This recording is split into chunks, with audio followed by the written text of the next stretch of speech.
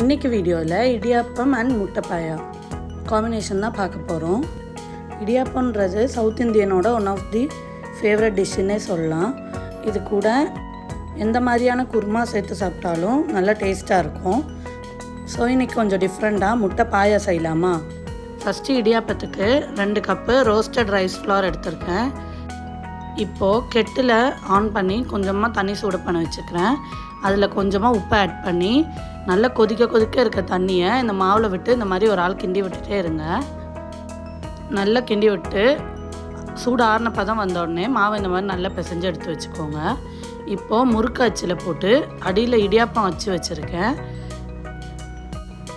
ஒரு இடியாப்பமாக நல்லா பெருசாக இந்த மாதிரி இடியாப்பத்தட்டில் பிழிஞ்சு எடுத்து வச்சுக்கோங்க. உங்கள் வீட்டில் இடியாப்பத்தட்டு இல்லைன்னா நீங்கள் இதை இட்லி பாத்திரத்தில் கூட செய்யலாம். இட்லி பாத்திரத்தில்னா இன்னும் கொஞ்சம் குட்டி குட்டியாக செய்யணும். ஸோ இந்த மாதிரி இடியாப்பத்தட்டில் பிழிஞ்சு வச்ச உடனே இதில் கொஞ்சமாக கிரேட்டட் கோகோனட் ஆட் பண்ணியிருக்கேன். இது ஆப்ஷனல் தான், உங்களுக்கு பிடிச்சா நீங்கள் ஆட் பண்ணிக்கலாம். இப்போது இந்த தட்டை ஒன்றா எடுத்து அதோட ட்ரேயில் வச்சிடலாம். வச்சுட்டு லிட் போட்டு க்ளோஸ் பண்ணி வச்சிடலாம். இட்லி குண்டானில் ஒரு 15 மினிட்ஸ் கிட்ட வேகட்டும். அவ்வளோதான், இது வெந்து வந்திருக்கு. இப்போ இதை வெளில எடுத்துடலாம். இடியாப்பம் ரெடி ஆயிடுச்சு. இப்போ முட்டை பாயாக்கான ரெசிபி பார்த்துடலாம். ஃபஸ்ட்டு ஒரு பேனில் ஒரு 2 டேபிள் ஸ்பூன் அளவுக்கு ஆயில் ஊற்றிக்கோங்க. அதில் கட் பண்ணி வச்சுருக்க 2 பெரிய சைஸ் வெங்காயத்தை ஆட் பண்ணிக்கிறேன். 2 பச்சை மிளகாவையும் ஆட் பண்ணிக்கிறேன். இப்போது இது நல்ல கண்ணாடி பதம் வரணும். நான் ரொம்ப கோல்டன் ப்ரௌன் ஆகிடக்கூடாது ஆனியனு. கண்ணாடி பதம் வந்தோடனே இதில் ஒரு 10 பல்லு முந்திரி ஆட் பண்ணிக்கிறேன். ஆட் பண்ணி கொஞ்சமாக தண்ணி விட்டு வேக வைங்க. ஏன்னா ரொம்ப நேரம் ரோஸ்ட் பண்ணால் ஆனியன் வந்து கோல்டன் ப்ரௌன் ஆயிரும். பாயா ஒயிட் கலரில் இருக்கனால நம்ம இந்த மாதிரி பண்ணால் தான் நல்லாயிருக்கும். இதை தனியாக ஒரு பாத்திரத்தில் மாற்றி சூடார வச்சிடலாம். இப்போ அதே பேனில் ஒரு டேபிள் ஸ்பூன் அளவுக்கு ஆயில் ஆட் பண்ணிக்கிறேன். அதில் ஒரு சின்ன துண்டு பட்டை, அப்புறமேட்டு 3லேருந்து 4 கிராம்பு, 2 துண்டு பிரிஞ்சி இலை ஆட் பண்ணியிருக்கேன். பெரிய லீஃபாக இருந்தால் ஒன்றே போதுமானது.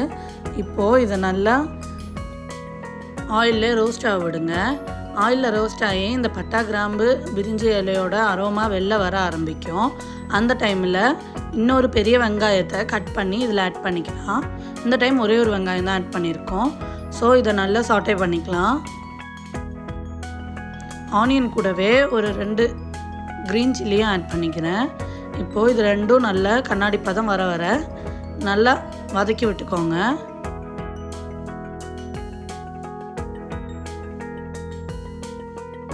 ஆனியன் நல்லா வதங்கி வந்த உடனே இதில் ஒரு டேபிள் ஸ்பூன் அளவுக்கு ஜிஞ்சர் கார்லிக் பேஸ்ட்டை ஆட் பண்ணியிருக்கேன். ஜிஞ்சர் கார்லிக் பேஸ்ட்டோட பச்சை வாடை போகிற வர நல்லா வதக்கி விட்டுக்கோங்க. இது ஒரு சைடு வதங்கட்டும். இது வதங்குற கேப்பில் நம்ம ஆல்ரெடி வதக்கி எடுத்து வச்சுருந்த பொருளை அரைச்சி எடுத்து வச்சுக்கலாம். சின்ன மிக்ஸி ஜாரில் ஆற வச்சுருந்த அந்த இன்க்ரீடியன்ஸை ஆட் பண்ணி நல்லா கொரப்பாக இல்லாமல் நல்லா சாஃப்டாக அரைச்சி எடுத்து வச்சுக்கலாம்.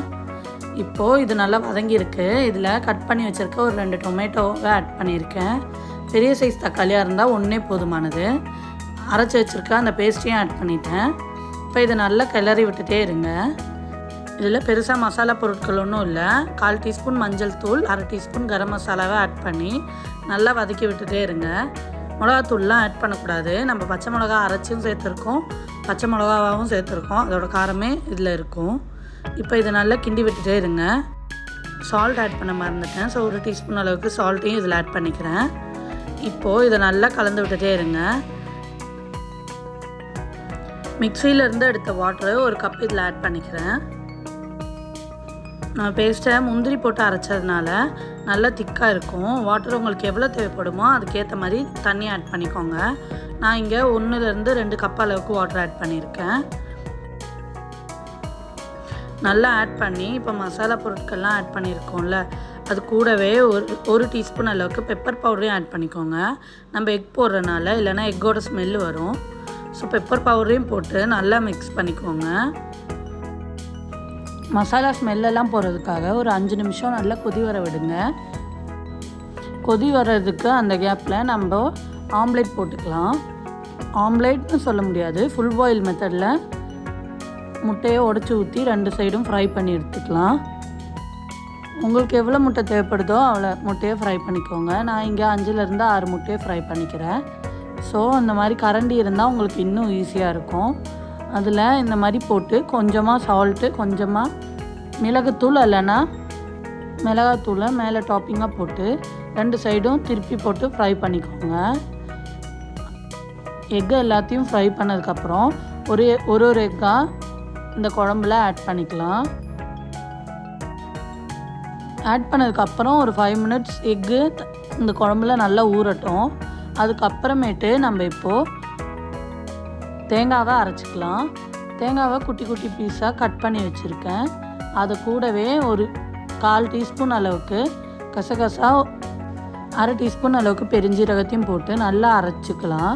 அரைச்சி இந்த மாதிரி குழம்புல ஊற்றிக்கலாம். இப்போ நல்லா மிக்ஸ் பண்ணிவிட்டு குழம்ப ரொம்ப லோ ஃப்ளேமில் வைங்க. தேங்காய் அரைச்சி ஊற்றுனதுனால கொதி விடக்கூடாது. ஆனால் இந்த தேங்காய் பாலோட எசன்ஸு குழம்போட நல்லா மிக்ஸ் ஆகட்டும். ஸோ லோ ஃப்ளேமில் வைங்க. தேவைப்பட்டால் மேலே கொஞ்சமாக கரம் மசாலாவை ஆட் பண்ணிக்கோங்க. இதோ கொதி வர ஸ்டேஜ் ஆயிடுச்சு. இப்போது ஸ்டவ் ஆஃப் பண்ணி மேலே கொஞ்சமாக கொத்தமல்லி இலையை தூவிக்கலாம். அவ்வளோதான், முட்டை பாயா ரெடி ஆயிடுச்சு. இந்த சுட சுட இடியாப்பத்து கூட வச்சு சர்வ் பண்ணுங்கள். வீடியோ பிடிச்சிருந்தா லைக் பண்ணுங்கள், சப்ஸ்கிரைப் பண்ணுங்கள், பக்கத்தில் இருக்க பெல் ஐக்கானையும் கிளிக் பண்ணிக்கோங்க. பாய் பாய்.